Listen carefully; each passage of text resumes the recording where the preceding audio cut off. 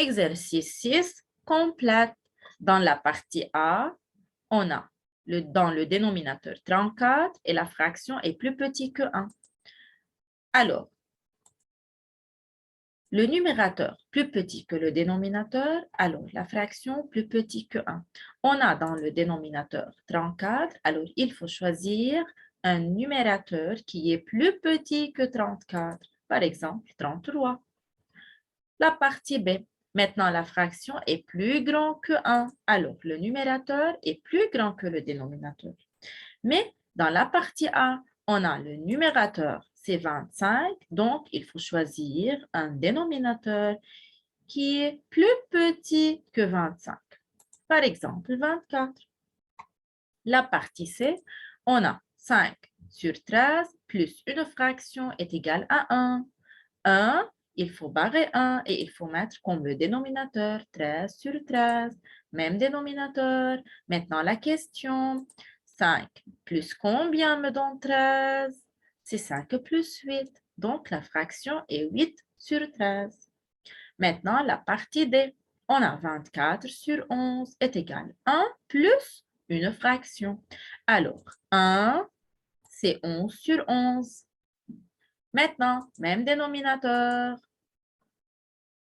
11 plus combien me donne 24? C'est 11 plus 13. Alors, la fraction est 13 onzième.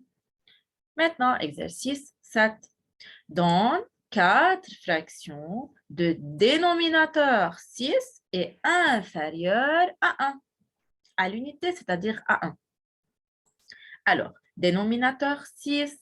Alors, il faut mettre 4 tirés avec le dénominateur qui est 6. Maintenant, inférieur à 1, attention, le numérateur plus petit que le dénominateur qui est 6 me donne une fraction qui est inférieure à 1. Alors, il faut choisir un numérateur qui est plus petit que 6. Exemple, 1, 2, 3 et 4. Donc, les 4 fractions sont 1 sixième, 2 sixièmes, 3 sixièmes, 4 sixièmes, etc.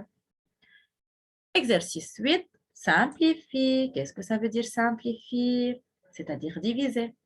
Puis, range par ordre décroissant. Décroissant, c'est-à-dire de plus grand au plus petit. Alors, dans la partie A, on a 7 sur 49. 7, c'est 7 fois 1. 49, c'est 7 fois 7. Le diviseur commun est 7. Alors, il faut faire diviser par 7 en haut et en bas. La fraction sera 1 septième. Maintenant, 11 sur 55. 11 fois 1 et 55, c'est 11 fois 5. Diviseur commun, c'est 11. Donc, il faut mettre divisé par 11 en haut et en bas. La fraction sera 1 cinquième.